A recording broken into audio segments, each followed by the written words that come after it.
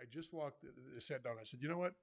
I got a lot of questions asking me how the process works. A lot of DMs, a lot of texts, a lot of phone calls.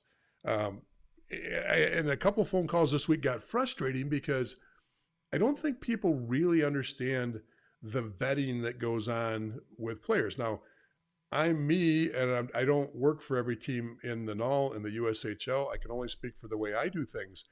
But I'll give you an idea how our program works. That player sends an email to us. Let's say it starts with an email. Okay? As soon as that email comes into my hands, it could come from a scout. One of our scouts got it. Could go to the head coach, and the head coach forwards it over. Or one of our scouts forwards it over to me. Okay, the first thing I'm doing is I'm pulling the stats and looking at elite prospects. Boom. Simple to do because I can do it anywhere. If I'm waiting at the hospital for for a test, not that that's happened. If I'm out to dinner, I can just pull up and look at stats right away. Then I'm going to film.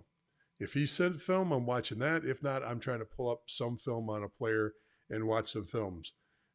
Then if first one, we get intrigued by the email.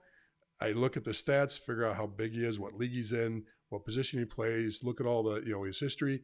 And I like that. Then the film looks decent where I think, okay, it's worth looking at a little bit more. Then we're making a phone call to the coaches. We're talking to the coach, maybe even talking to his prior coach. If we know somebody in the league that coaches against him, if I got a buddy that's been coaching against him for the last 2 seasons, I might call him one of the opposing coaches and go, hey, what do you think about number 6 on that, the other team? Okay, from there, if there's an advisor involved, we'll call the advisor. Just get a sense of what the advisor sees and what their thought process is on the kid, where he is in the bigger picture from the advisor's viewpoint.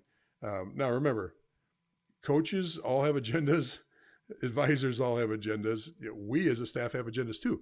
But you got to take all of it in. You got to triangulate all this. Then we're back to the player. Then we reach out to the player.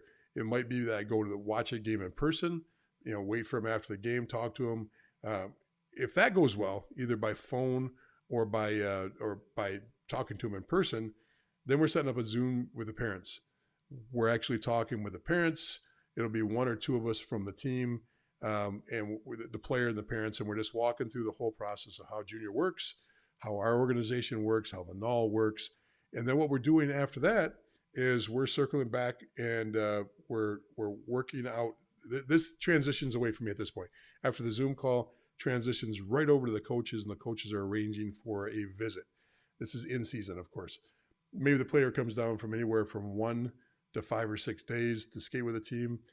On a rare occurrence, there might be a game involved. Other teams use the game incentive a lot more than we do. We don't use a lot of games. There will only be a few of those this year. So let's say a kid comes down and visits. He does an exit performance review with the coaches at that point. And then this is where the decision tree comes in. Do we offer the player a tender? Do we say, hey, look, we're probably going to draft you. Are you happy with that? And then we either continue to go or we don't. And that could continue to, hey, we're going to keep watching you. Hey, we want you in our pre-draft camp. Hey, we want you in our main camp. And then there's that decision tree is made at all those steps all the way until the fall when the season starts. So there's 10 or 12 steps in the vetting process. It's not like we walk in the rink. And there's another part of this. The part I left out is when we go and watch in person, sometimes there's 6 or 8 games under our belt before we initiate anything because we're really trying to see things and see how they work. What do you guys think about that? What are your thoughts on that?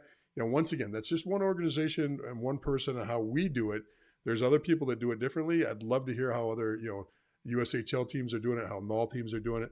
I always learn every single time I'm around other people, I learn something and a little tidbit to get better at my craft and my profession. So I'd love to hear it.